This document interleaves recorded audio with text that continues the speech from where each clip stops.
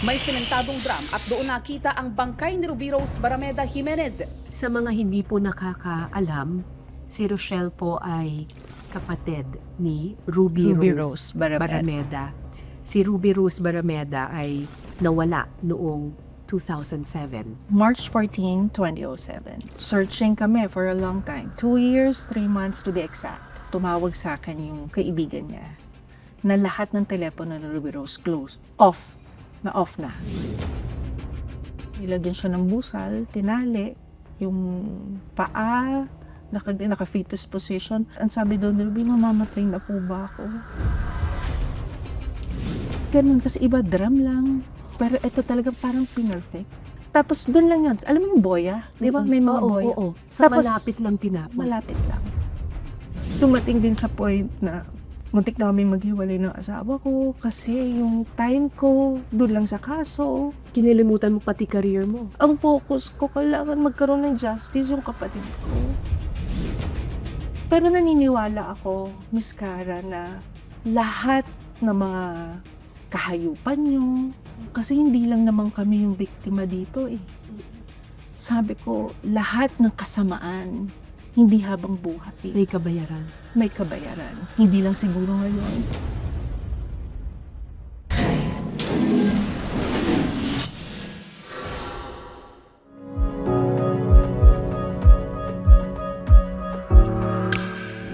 Noong dekada 90, sumikat na isang genre sa pelikula yung mga massacre movies.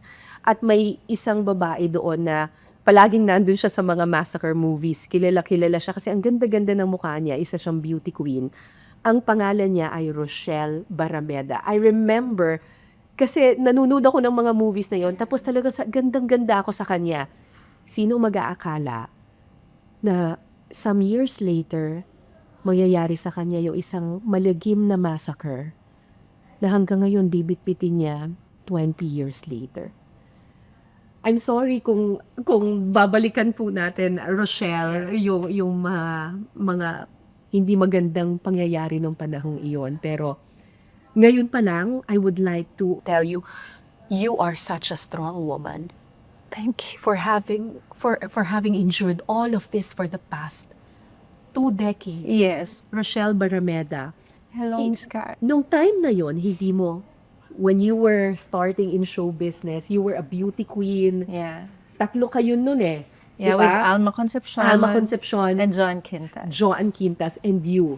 Tapos laging lumalabas kayo sa mga, yun yung sikat nung time nung 90s eh, di ba? Massacre Files. Yun yung talagang first movie ko. Kasi pag bagong artista ka, hindi mo naman alam kung ano ba yung kalakaran pag nadudong ka na on the set. Hindi naman ako exposed sa mga ganong klaseng di ba?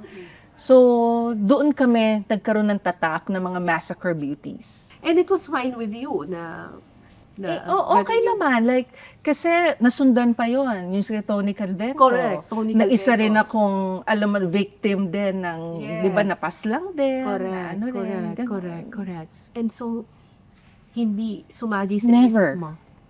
Hindi ko alam, even sa pamilya namin, na mangyayari yon sa buhay namin. Sa mga hindi po nakakaalam, si Rochelle po ay kapatid ni Ruby Rose Barameda. Si Ruby Rose Barameda ay nawala noong 2007. Yes. March 14, 2007. And then, na-retrieve siya. Searching kami for a long time. 2 years, 3 months to be exact. Paano nawala? Umalis siya 12, no? Umalis siya 12, pumunta siya ng bangko sa Alabang. And then right after nun, pumunta na siya doon sa bahay. So mga 4 o'clock in the afternoon, tumawag sa akin yung kaibigan niya na lahat ng telepono ni Ruby Rose closed. Off na. Which is imposible. Hindi nag-o-off ng phone si Ruby. So nung tinry kong tawagan, off na, kinabahan ako. Grabe yung kaba ko. For some reason, hindi ko alam bakit. Ang ginawa ko kaagad, tinawagan ko yung husband ko. Pumunta kami ng mga ospital, alam mo, mga iski-iski. hinanap niyo. Hinanap namin. Pumunta kami dun kung sa guardhouse, wala daw nagpupunta. So, alam mo yung hindi ko rin kasi, hindi pa rin ako ma-entertain ng pulis kasi wala pang 48 hours. Hindi mo pwedeng sabihin missing. So wala kaming tulog. The next day, punta na ako ng Krame. Nag-ask na ako ng help. Tapos, may mga taong tumulong sa amin to have a reward. Alam mo yun, para lang may kung sino yung nakakakilala. Hindi pa rin ako tumitigil, nag-check pa rin kami sa mga ospital. Baka may na-aksidente, wala namang ganong report. But at the back of my mind, alam ko naman kung sino yung pwedeng gumawa. Pero ingat na ingat ako. Ingat na ingat ako sa mga bawat sasabihin ko kasi baka pag may mali akong nasabi, hindi nila magusto may masamang mangyari sa kapatid ko. Alam mo yung gano'n, pero may feeling ka na may masamang nangyari. Yung mga kaibigan ni Ruby Rose, lagi niyang nasasabi na, pag may nakita kayong drum, check niyo yan, baka kami na ni ate yon. Yes. Bakit kami ni ate yon? Kasi ako yung tumutulong kay Ruby sa kaso niya. At doon siya tumira, na bumalik na siya doon sa bahay ng So parents if she ko. was still alive, sinabi niya yun? Yes. Sinabi niya yun sa mga kaibigan niya. And natatakot din siya para sa akin dahil nga, kumbaga, Ikaw yung tumutulong. ako yung tumutulong.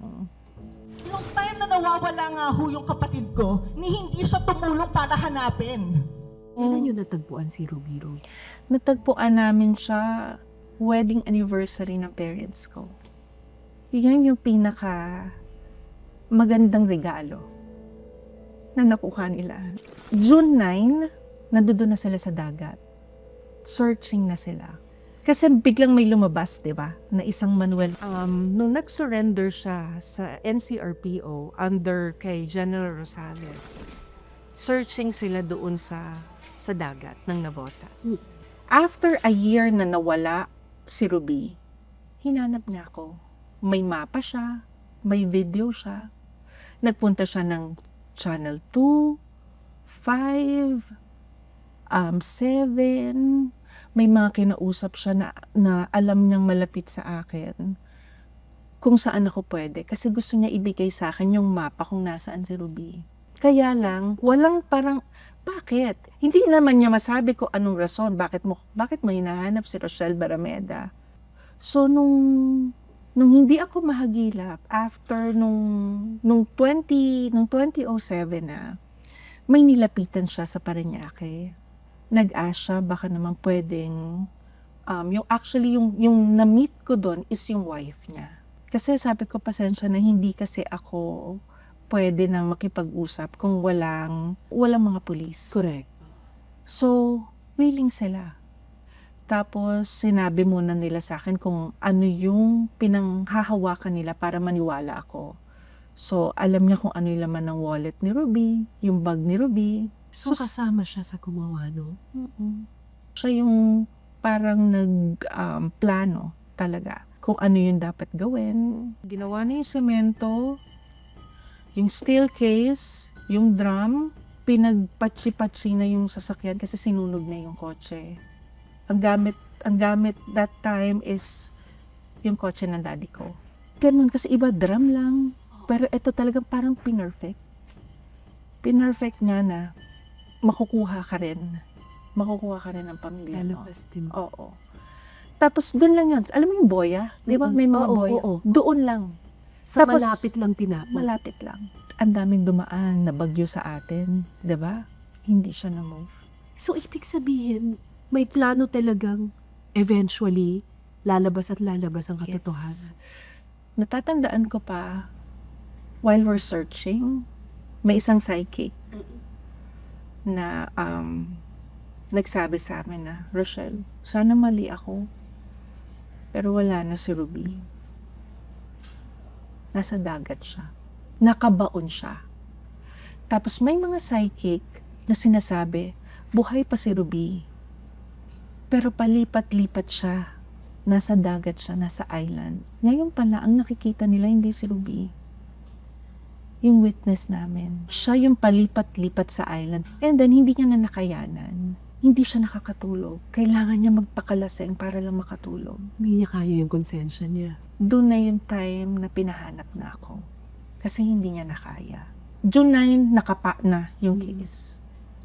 Biglang tumindi yung alon. So, hindi siya nakuha. Hysterical ako. Kasi baka mawala. Nandiyan dyan eh.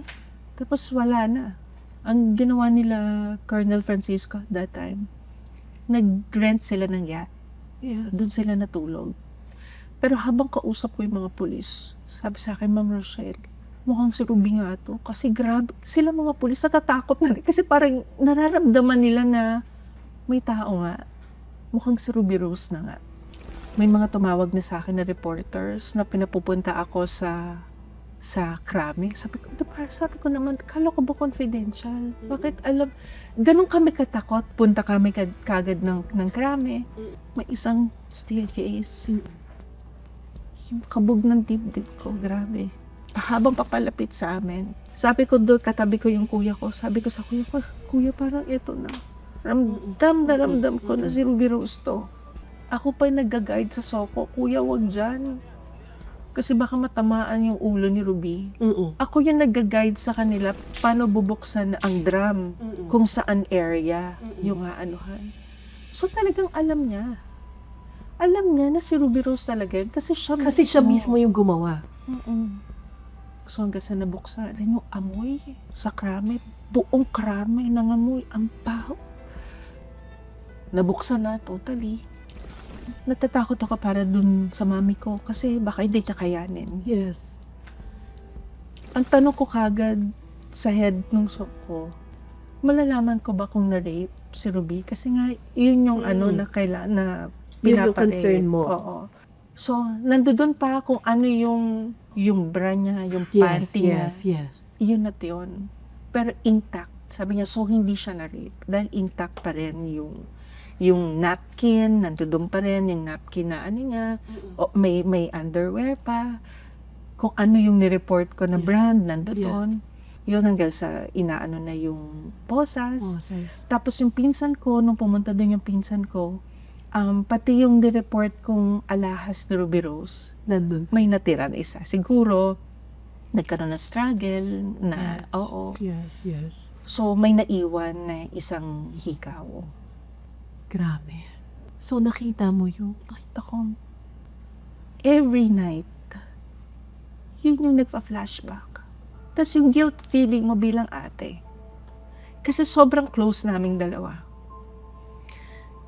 Pareho kaming damit. Pinalaki kami ng mami at daddy ko na pareho kaming damit. Kumbaga kulay lang yung magkaiba.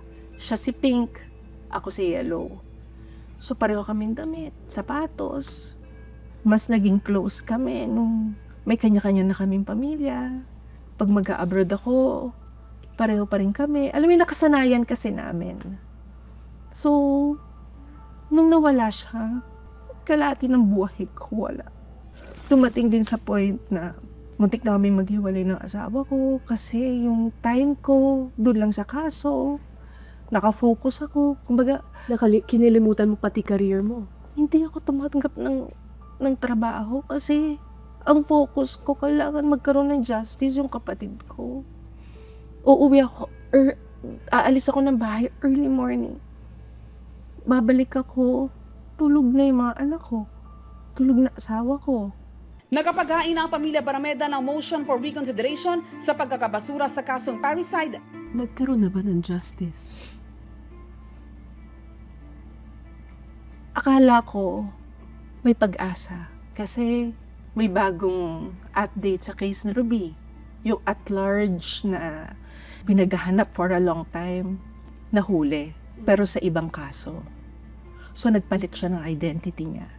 Akala ko mabubuksan ulit yung kaso ni Ruby Rose. Nagmakaawa ko sa NBI. Kumbaga, sabi ko nga, hindi ko naman kailangan gawin na magmakaawa. Kasi parang, di ba, ano naman nila na... Hindi ba enough yung testimony no? Hindi. Kasi nag-recant din later on. Pero yun yung hindi namin matanggap. May recantation. Pero hindi siya nagpunta sa court.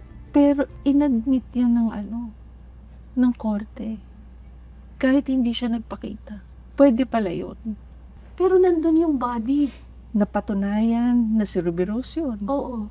May dental records. Correct. Kung ano mismo yung... Ang nirecant lang niya kung sino yung nag-utos. Yes. Pero, Before that, nagkita kami ng March 3. March 1, nasa Bicol ako noon. Sinabi niya sa akin, Rochelle, kung hindi mo ako ilalabas dito, papatayin nila ako. May patong na ako sa ulo. 10 million, sabi niya. Ilabas mo na ako dito, which is hindi po pwede. Kasi, meron kaming injunction na hindi namin alam kailan malilift. Under witness protection program siya. Pero wala kaming magawa. Nakipag-ugnayan ka na ba dun sa family? Ayaw na nila. Hindi man lang kami napagbigyan. Nagkaroon pa ng vigil. Ang dami talagang umahadlang. Yung pagkamatay ni Rubina, alam mo yung na hindi makatarungan, na wala siyang kalaban-laban. Yeah. Bakit hindi man lang kami napagbigyan kahit isa? Tapos ngayon, merong bagong, di ba may update dapat? Pero, Well, akala namin may bagong pag-asa. Alam mo yun, sabi ko na lang, hindi pa rin kami mapapagod na maghanap ng hustisya. Hindi na namin mababalik yung buhay ng kapatid ko eh. oh yes. Pati buhay ng mami ko. Ngayon pa na may pinagdadaanan kami kasi may sakit yung daddy ko. Yung pamilya, kami na lang din yung, alam mo yung umaano ng yung lakas ng loob o yung pag-asa namin na darating din yung panahon na makakasama namin yung mga anak ni Ruby Rose.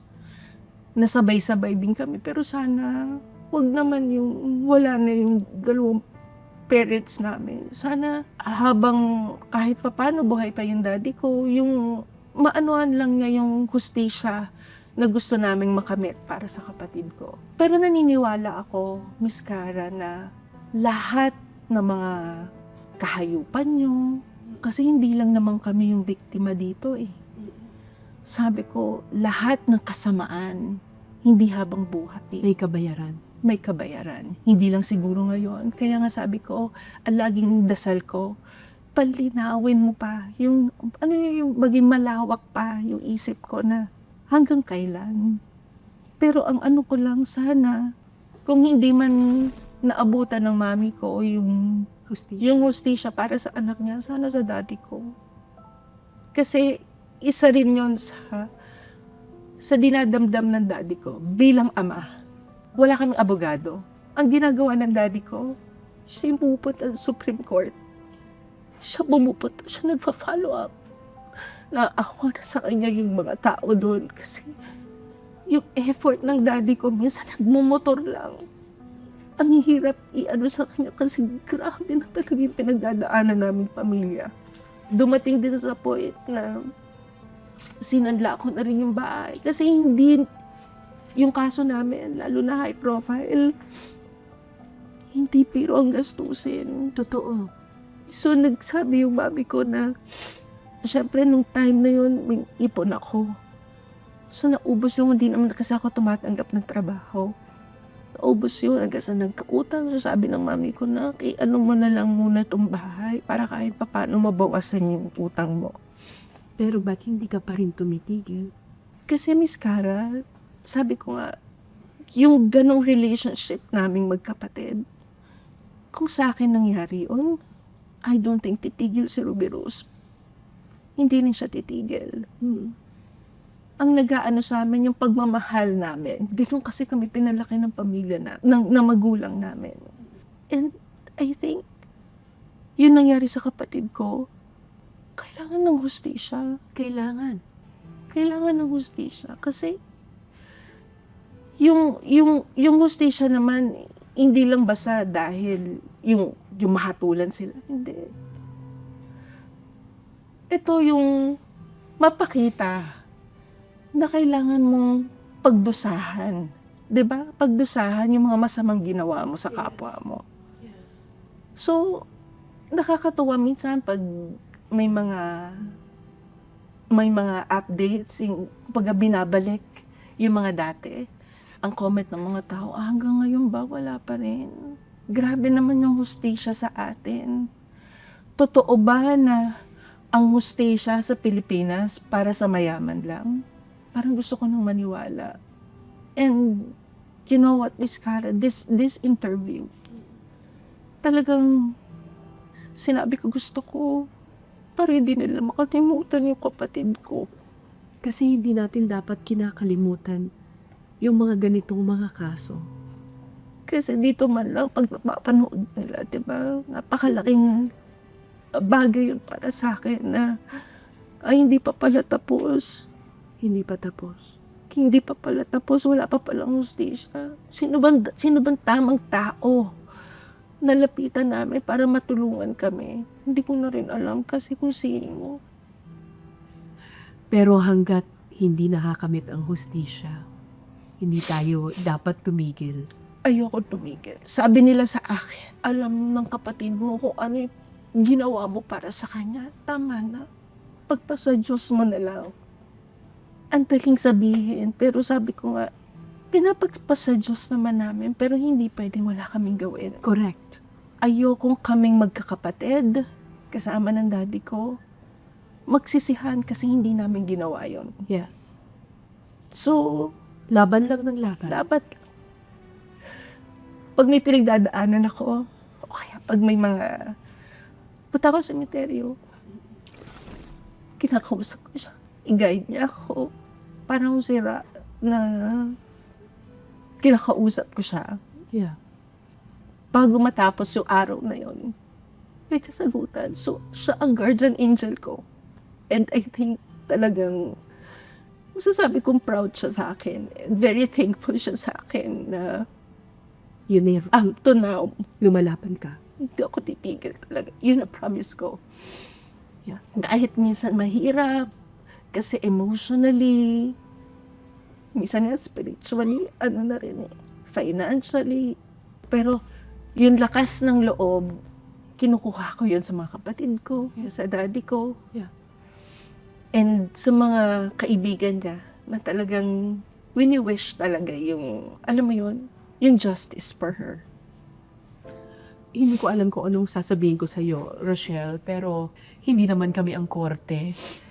Hindi kami ang naghahanap na may hawak ng hustisya.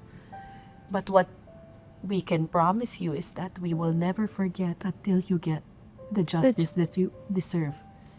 And sa lahat po ng nakikinig ngayon, alam ko baka sabihin niyo, laos na yan. Laos na yung kasong yan. Pero hindi nalalaos ang hustisya at hindi tayo dapat nag-give up kapag hustisya na ang pinaglalaban. Mas mahirap kapag tumigil na tayo sa laban. Mas mahirap at sisisihin natin ang ating mga sarili kapag binaon na lang natin ito sa limot. Hanggat hindi pa nasasarhan ng tuluyan ang kasong ito, dapat patuloy natin itong inaalala at patuloy nating ipinaglalaban. At sana patuloy tayong makinig sa kwento ng mga biktima hanggat makamit nila yung hustisya. Maraming salamat, Rochelle. Thank you so much. Yeah, praying for you. And hindi kami titigil sa pagkukwento. Thank you. Thank you. Thank you. Salamat.